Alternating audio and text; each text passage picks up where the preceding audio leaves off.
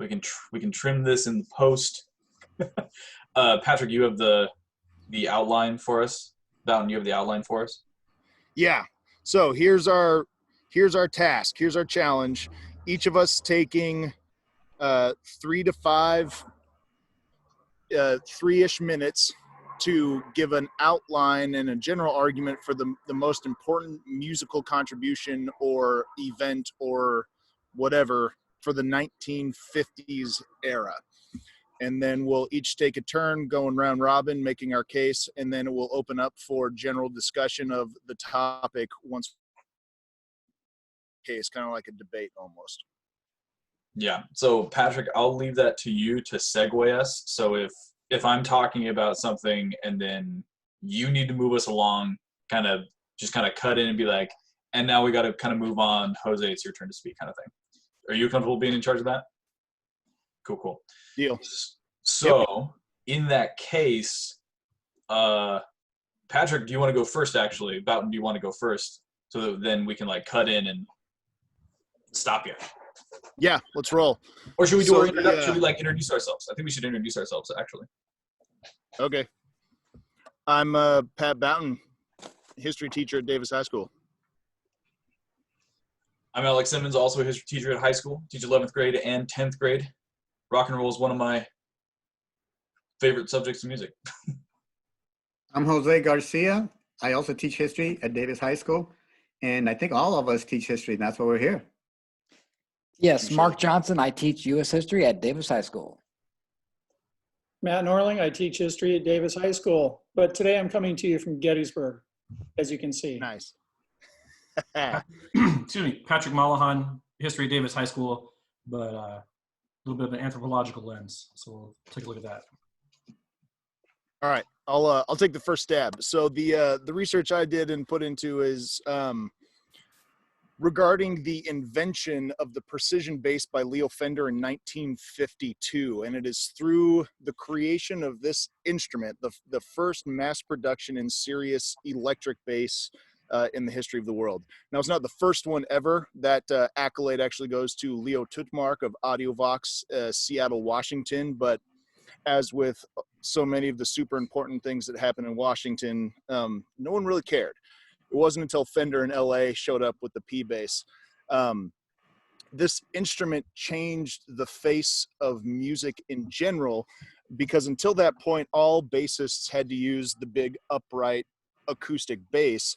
And as instruments got louder and bands got bigger, you were not able to hear the instrument, and it kind of was almost pointless because it was pushed out by all the other instruments and everything else. And so once this hit the scene, it allowed bassists to become a more prominent and serious and useful force within music. In the hands of studio musicians like Carole King or James Jamerson, we have the transformative bass lines that went behind like the Righteous Brothers, Sam Cooke, the OJs, Beach Boys, the Temptations, the Supremes, Diana Ross, and the Four Tops, and even Elvis Presley's Jailhouse Rock that hit number 3 on the Billboard charts in 1957 was the first major rock song or Billboard song to feature an electric bass, and it was the precision bass. Question real quick. Could you say that this might be the introduction of like electric, like modular manipulation of music, where like you can use this electric guitar to get a much wider range of sound and distortion on there? So I'd say that didn't show up until the late 60s or early 70s. Well, this is going to be the forerunner of that. The electric guitar actually showed up. Well, the 6-string electric guitar popped up in like the 30s. The 4-string bass guitar didn't show up seriously until the 50s. But because of that, it was able to provide a lot more depth and oomph. And that's kind of what started off the funk and rock and roll scene, because it wasn't until Elvis was able to push rock and roll into the super mainstream that it really hit the road. But the precision bass was at his back. And even tying into hip hop, DJ Kool Herc, who was the first person to use 2 turntables to switch between sounds, he sampled James Brown's Give It Up, one of the James Brown songs. And the precision bass was one of the basses that was featured on that particular song. And so the P bass is even at the foundation of hip hop and rock and roll and funk and soul as we've come to know them today. That's really cool. That's pretty sweet. There's my 3 minutes. Yeah, I'm Who's like up? recording that as well. So do you want to like? When I was looking at this, I was looking at not specifically an innovation. It's more of a movement type of thing. I wanted to look at, what's the deal with this rock and roll music? So I went back and started looking at stuff. And the first thing is like, what is rock and roll? Where did it even come from? Why do we even have the term rock and roll? And that was really interesting to find out that rock and roll was slang that was used by the African American community group. And it was a slang term to disguise sex. To be honest with you, 1922, Trixie Smith, a blues singer, recorded "My Man Rocks Me" with one steady roll. It was to pull away from the rhythm and blues that they had at that time. So, and this guy wanted to come up with a really cool term. How do I bring it together? And R&B, they went from R&B to rock and roll. And so I thought that was the beginning and what it meant. So what is going back to it? It used to be at music that was played by the forgotten people.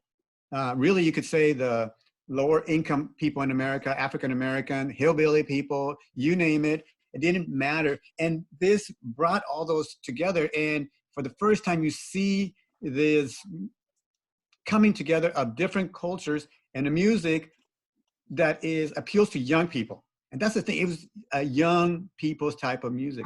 And in that, it was just such a challenge to the norm that America had. Remember, this is America in a segregated time where kids were told, don't associate with those and don't associate with this. Some kids could accept that because they feel it. Once they start hearing these music, it's what I feel. And my parents telling me, maybe you're wrong. And so some of these kids, in listening to rock and roll, they were defying their parents and their expectations of society. So I just thought that was the breakthrough that, and then of course, when Elvis comes into the picture, he takes what is a traditional, really music for some maybe undesirable people, and some people see it as almost satanic, to the forefront. So white culture co-ops the song of Black people. Anyway, go ahead.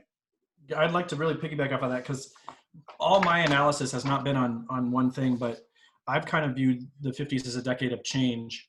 And everything Jose said is correct, but I looked at a broader scope, not just the 50s, but how do things become cool in society, any decade, even now.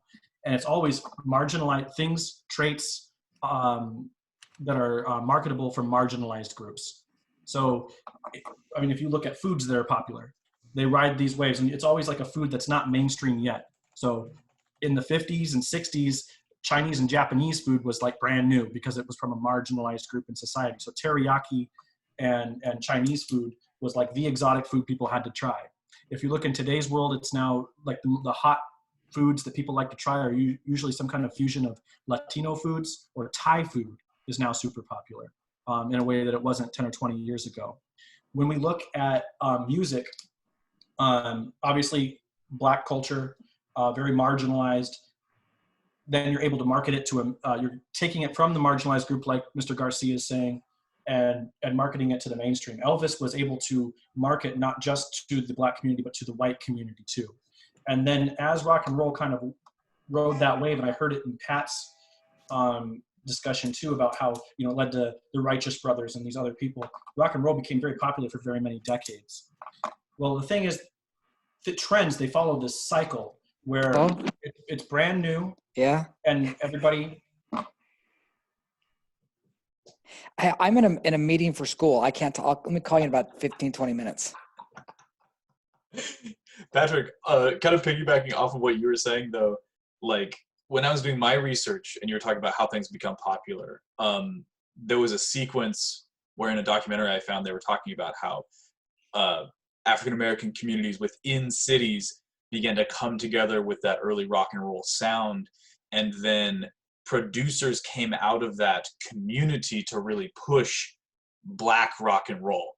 And then when, I don't want to say like white America, like all this is so steeped in racism and racial divides, but when white communities and white America in a real sense got a hold of that sound, they covered those early records by African American artists. Yeah. And so that was when rock and roll as a popular white phenomena actually like became in the mainstream. It's like, and we see that time and time again in history, if you're a history nerd like all of us are, where you see that in a real way appropriation, that taking of this unique thing that was essentially Black and turning it into a more mainstream white phenomenon.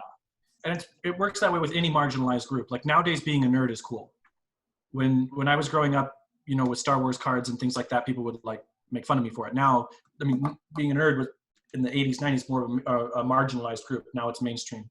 And we see this with all trends as it rides that wave of you discover it in a marginalized group. You're able to take the item that you can sell, market it to the mainstream group. It becomes very popular to the point that it's just normal. And then you look for the next marginalized thing to take. So if we look at foods or music, now I would say like kind of that pop hip hop is now the mainstream in a way that rock and roll used to be the mainstream. And even within that, the music today, look at all the lyrics that are becoming Latino or reggaeton, like Bad Bunny, even Justin Bieber's going to be singing in Spanish now. 10 years ago, that's not happening.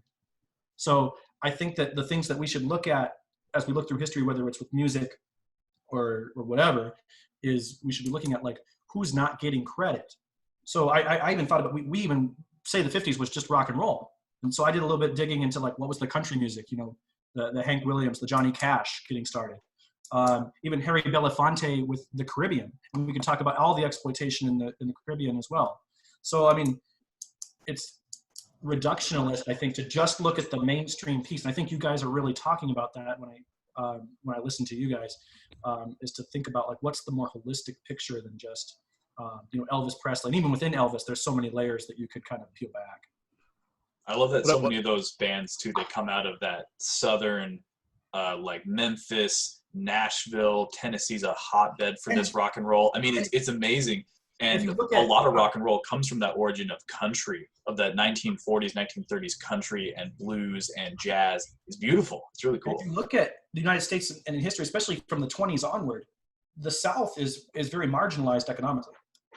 Especially, like we saw this a lot in the 20s, you know, like the Scopes-Jennings trial, things like that, where the South felt like the country was moving in this wave that the North, quote unquote, was pushing.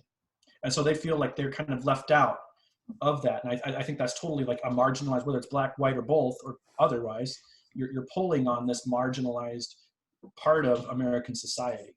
Yeah, but Matt or Mark, what do you got to throw in on this? Well, on this music, it's basically marketed to the masses through AM radio, the 45 LP, the small ones, maybe reel-to-reel tapes, but then again, it's continuing to be marketed to the masses, like through sock hops, you know, high school after-school dances. Even in the 70s, we used to have after-school dances in the junior high. Again, sock hops. It's just marketed to the general public, again, through AM radio, 45s, and it just becomes kind of mainstream. Well, I find too, when you're talking about like sock hops and the radio marketing, how there's a continued marketing and push toward the youth, you know, like there's almost this continuous cultivation of counterculture through what's forbidden and what's cool to younger groups as they continue to try and rebel and reinvent and move forward. Right. The youth always buy the new, you know, the exciting, and that's why they're marketed to. And hopefully if you are marketing to them, they'll carry that with them for many years. So when I got this assignment to do 1950s music, which contrary to popular opinion, I was not alive then. So You weren't? I took a drive yesterday and turned on my XM radio to 50s on 5 and immediately said, I don't really care for these couple songs that were the first ones I heard. But then all of a sudden they started playing songs that I've heard before. And I'm like, whoa, yeah, that's right. That was from the 50s. That was from the 50s. There's all sorts of songs that are still popular today that came from the 1950s. And some of them are in even, popular culture type things today, or even when I was growing up, like in the 70s. One of the best shows on TV that I always watched, probably Mark and Jose may have. You other guys probably never heard of it. It's called Happy Days. Great show. And Happy Days came on. Now I'm going to try and do this share screen thing. So just hang on a second here and let me see if it works. You got it. No, the staying power of these kinds of songs is amazing. That's something absolutely to bring up, is that this is music that speaks to such a wide audience. And it wasn't just white teens. It wasn't just black youth. Like, this has staying power far beyond. It's crazy. If you think about it, the music that was popular in the 20s is still kind of very popular now, and the music in the 50s. Music that comes out of war periods. I think that our culture went through great changes in the 20s coming out of World War I. And then we went through this huge, great change in the 50s coming out of World War II. And then you look at the music of the 60s and 70s with Vietnam, the cultural changes seem to, like, that war kind of is this agent of change in society. Yeah. But it's also, in a way, go for it. Go ahead. I think it's this, you hit a key point there, is change and technological innovations. But I want to talk about that after this little video that is shared with Yeah, Bill Haley. Bill Haley and his Comets. I was looking at this guy earlier, yeah. Rock. 5, 6, 7 o'clock, 8 o'clock, rock. 9, 10, 11 o'clock, 12 o'clock, rock. We're going to rock. There's that poor sucker on an upright. This was the original theme song for Happy Days. Like 10 years after its initial release, correct? I got kicked off of Zoom, I think. No, you're here. You're still here, You're Mark. still on. I can't You know see what? you. You're talking about Happy Days. I remember I was learning to speak English. It's okay, Mark. Just hang out for a second. Happy Days, and a lot of stuff I didn't even understand what they were saying. So now I go back and look at Happy Days and like, wow, they're really happy for some people. Well, that's why the For some movie Back to people. the Future talks about the 50s, and it's a great movie. All right, Yeah. so I found one other that the kids that are maybe watching this might actually have a connection to. This song was actually recorded in December of 1959, so therefore it's barely in the 50s. And even I was born in 61. I heard this song on 50s on 5 this morning. I thought, oh yeah, this is the best one ever, just about. Just this magic moment. Oh, yes. This magic moment. How come I can't see you guys? Is that the Temptations? Norling is presenting That's the, stuff, so just hang out, Mark. Is it the Temptations? No, The Drifters. the Drifters. Okay, so, I'm batting 500. all right, how do I undo this? Unzoomify. Now, see, I see. and I think one of the things that rock and roll music is just a forerunner of getting away from what is traditional American values. Remember, 1950 was Matt, I'm going to stop your screen. a lily white acceptance community that this is what is to be an American. You were supposed to dress a certain way. You were supposed to behave a certain way. You're supposed to live in this little tight-knit communities, maybe in the suburbs. And rock and roll comes into this and says, you know what? There's something more. There's something beyond this. Not all of us in America really live like that. Not all of us in America is that. And it challenges America to, what are you really all about? And I think music does this, whether it be 1920s, 1930s, and even now with hip hop and rap music. It is the music of the people who maybe are left behind and their story, and kids absolutely love it. And Well, I want to tie in on what you're talking about and what Molohan just discussed before about like post-war periods with major transitions and even with like post-Vietnam tied in with the civil rights movement. When we're talking about, like, you hear the phrase all the time, like music is this healing entity and this healing power, and it's one of those tools where that extra bit of hard to articulate emotion, you know, the one that doesn't necessarily have words, where that starts to come through. And when you're historically speaking grading a generation or a time period or group of people, you must always look to the music to understand that kind of spiritual and emotional context of what was happening in the time. And so when we're talking about that post-war, we got all these veterans that are home, we got tons of loss of life, we have the eye turning towards, you know, beginning to seriously turn towards the marginalized people of our nation and what to do about it. And there's a lot of, you know, tumult going on in the nation at the time, and which is like thoroughly represented in the expression and emergence of rock and roll as this extremely tumultuous sound. Like it was nothing that had existed before. Somehow I got kicked off. You're still here, Mark. I see Mark. It was super, Mark, if you super do the alt tab intense. thing again, it should pop up for you.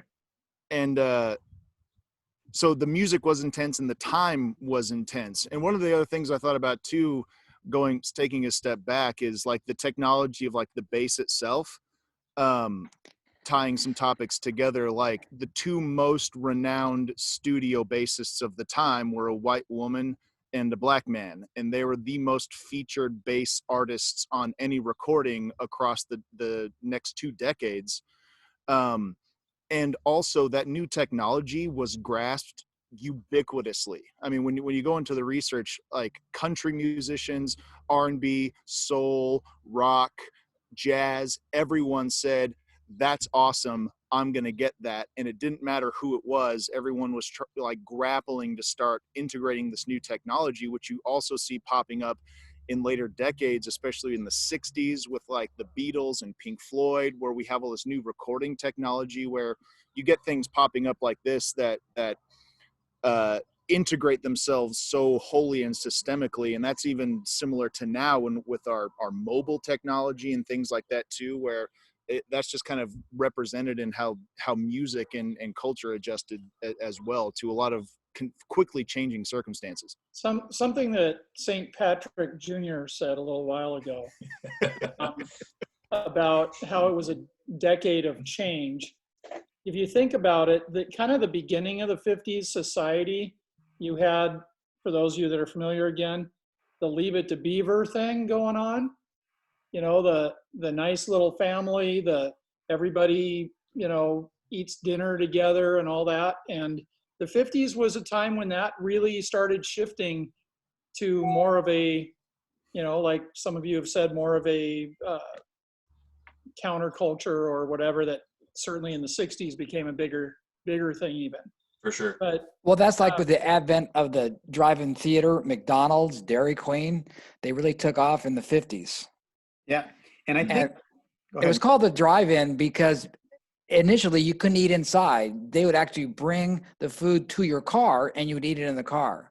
And that's why it was called the drive-in. you mean like at Happy Days?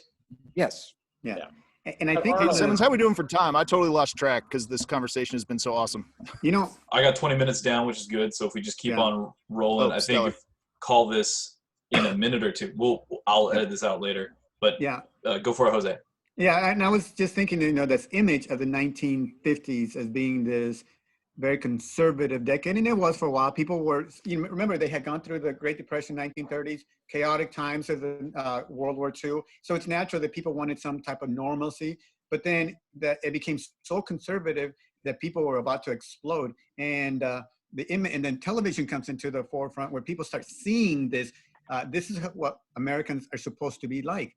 But in reality, that was only one part of America, and how maybe Hollywood producers wanted to sell this, and they don't want to turn away customers or people who have money.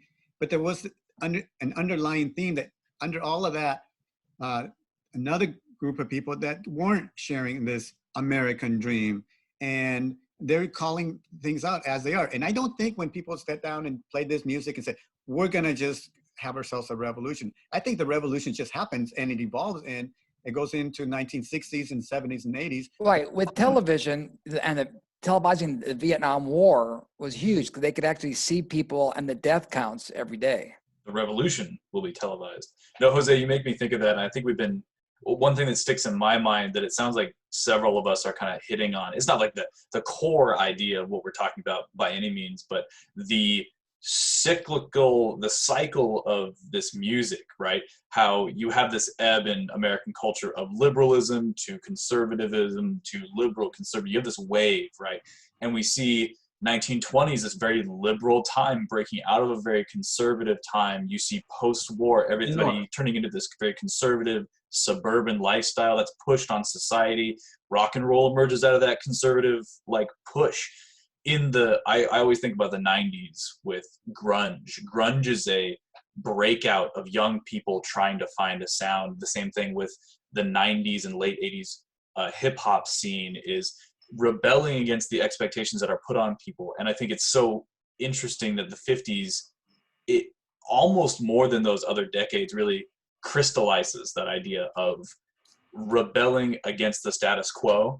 And then we can see that happening time and time again since then. And I think like right now we might even be like in a more conservative time where we're trying to push these conservative values onto the nation in a way. And we're beginning to see people pushing back a little against that, like any decade will have, like any young people will. It's a really interesting cycle to look at from a historical and Malahan, like an anthropological kind of aspect here. Well, I would argue that a couple things just before I think World War II in particular had a lot to do with this, because when soldiers went to Europe and to a degree in the Pacific as well, they had a hard time coming to grips with what they were seeing, with the atrocities and things like with the Third Reich and things like that. So when you come home, I mean, it's like we spent our time fighting the Nazis, and then we're supposed to be the good guys, and then we come home and we have this segregated nation. So now what do we do about that? We're having to ask ourselves more questions as white America than we really bothered asking before. The other thought I had was, in the 20s or the 50s, oftentimes we make the assumption that it was all roaring, like the roaring 20s. And then we kind of forget about, that it might have been roaring for rich people in the big cities, but oftentimes rural folks and farmers, the 1920s was not roaring for. Just like in the 50s, was it roaring for, people of color? Or yeah, I think it's the marginalized groups that often do not experience that which is portrayed as the dominant view. And we often see music as an escape, I guess you can say, for some people, or a place for people to share their stories, to share their feelings. Because if you look at a lot of these music songs, they are multi-layered. And yes, when you're a young person, you might just like the beat, maybe you like stuff. But then there's some people that are like way, way deep. Like Harry Belafonte that I was mentioning earlier, the Deo song. Macy's co-opted that and made it like one day sale at the Bon Marché. But that song's about basically working on a plantation for sharecropping bananas. Work all day on a drink of rum, stack bananas till the morning come. And for people that like Mr. Garcia is saying, it's got like two meanings. For people that just like the beat and like the song, it's a fun, happy song. For sure. This is what we call in history historiography.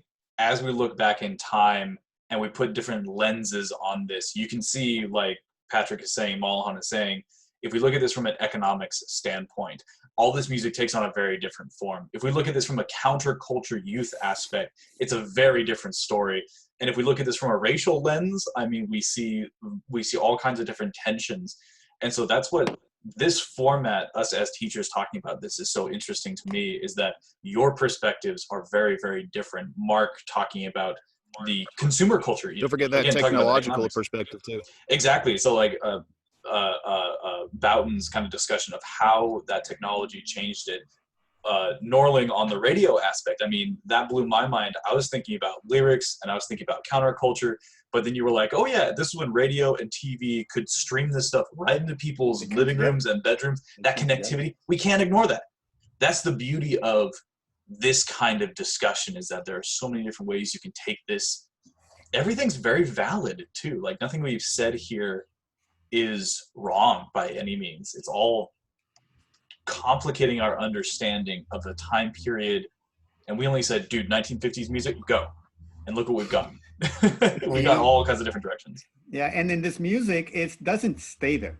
this movement, it evolves. Really, I think it does revolutionize not only the technical aspect of music and the instrumentation and all that, but to me, I see it as a social change into what really the civil rights movement. It has a huge contribution. So because how can you tell a kid that they're supposed to be at a separate and segregated schools when they love hanging around and listening to other people from different cultures with the music? And they say, you know what?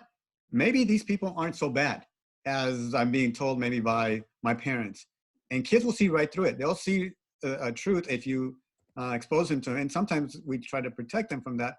But I think rock and roll says, well, there's a different side of America. There really is. And so that's that's where to me the technological aspect becomes kind of more significant, tying in with that radio and TV stuff, because we think about like when they were filming Elvis for the late night shows, they refused to film him other than his head and his shoulders, because he would shake his hips all the time, right? And they're like, well, teenage girls are going to go get pregnant when they see this on TV, like it'll ruin the Christian values of America. And then, within a decade, there were shots of, the Beach Boys with ladies twisting in their bikinis on the beach. And to tie that in with like what Jose you're saying is as that technology develops, that exposure to like cultural phenomena becomes more intense. And when we were able to look at like how the civil rights movement was able to ride the wave of advancements in music technology, radio technology, and TV technology, where information was coming to people and they were getting a progressively less censored version of the world around them, and think of the changes that happened there. And then if we kind of extrapolate that to what we're experiencing now, where at every moment of every day you can have almost live streamed, uncut experiences of what's happening all across the world, and those changes and process those pieces of information and everything else. I mean, like, it used to be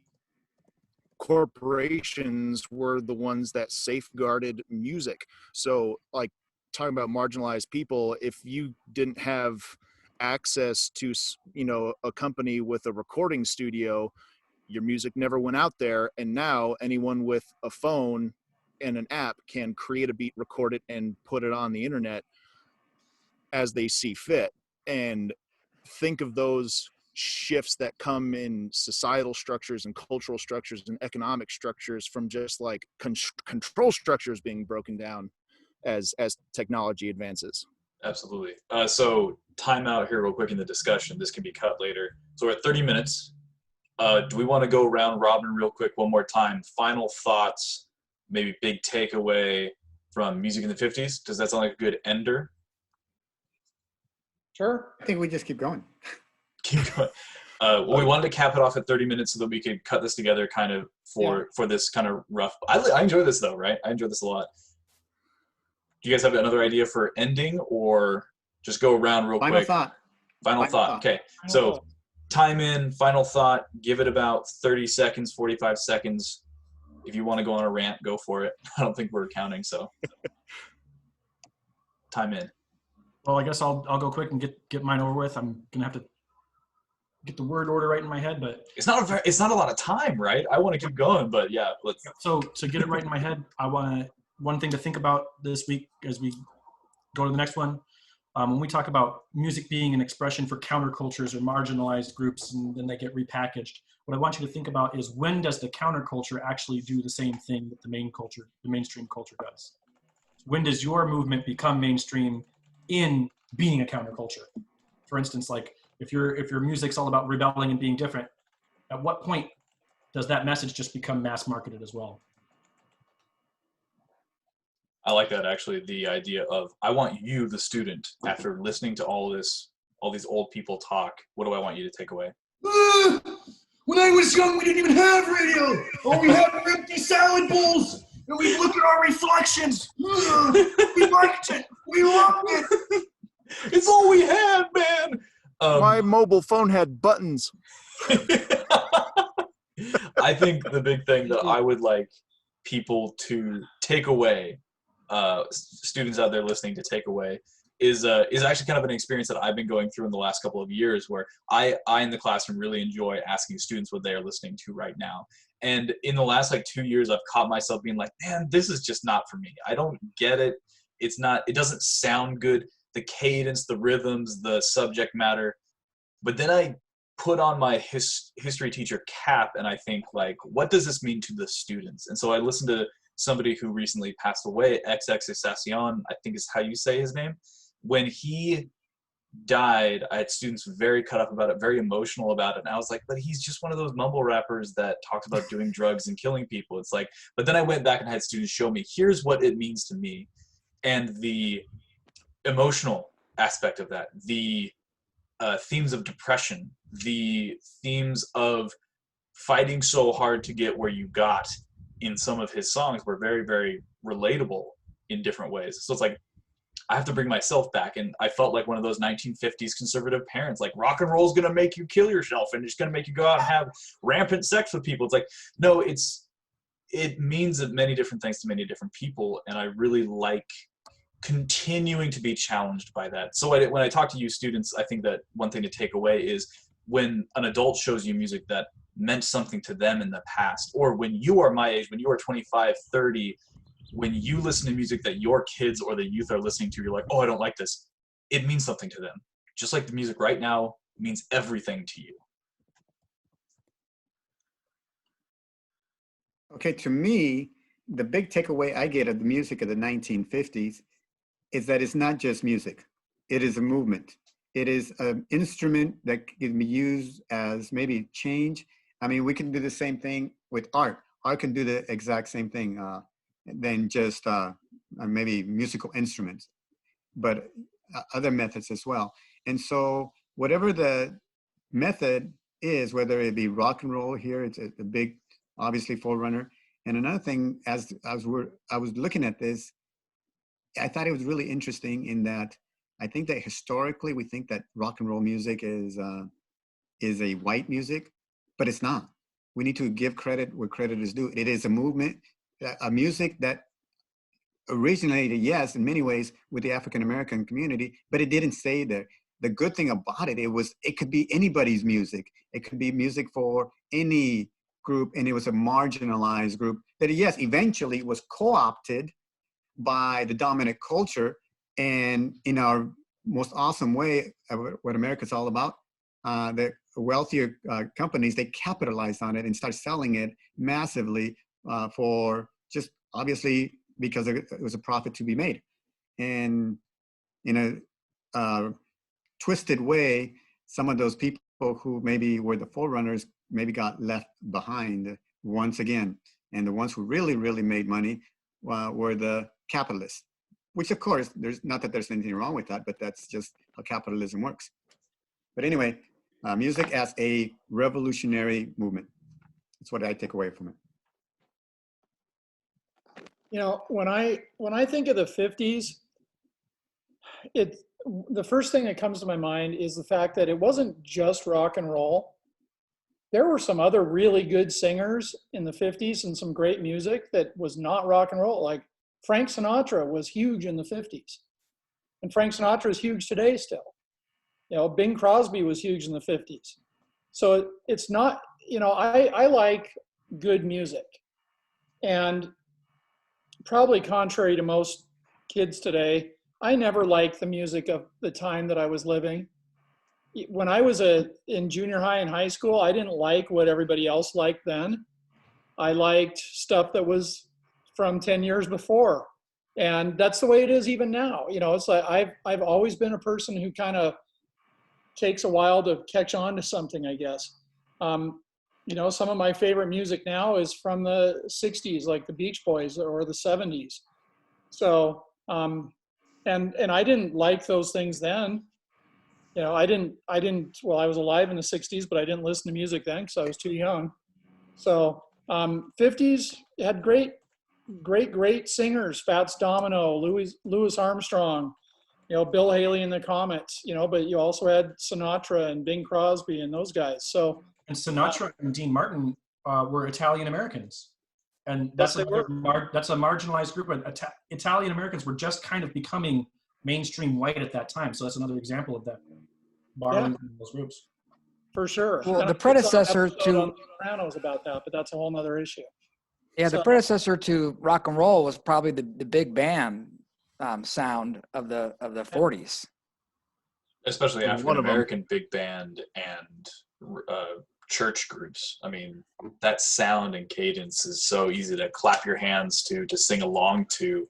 That's what caught youth in a big way.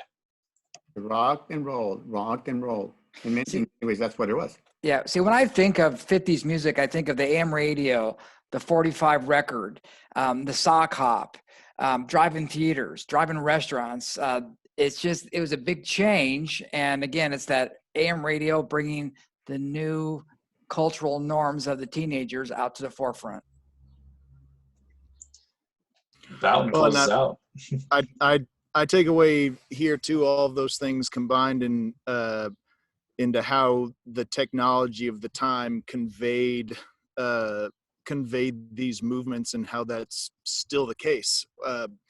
Where we have new instruments popping up, we have new recording technology popping up, new publishing technology popping up, and every time something new like that, you know, they go hand in hand, where there's a new movement and then a new technology arrives that the movement will take advantage of, and then a new technology, and it spirals in on itself. And so if I were to say, hey students, what's a takeaway as you think about how the technology spurred the creative and or aided the creative and cultural movements then, knowing how that took place, think about the technology we have now and how that is spurring and aiding and moving the cultural and social shifts that we're experiencing today.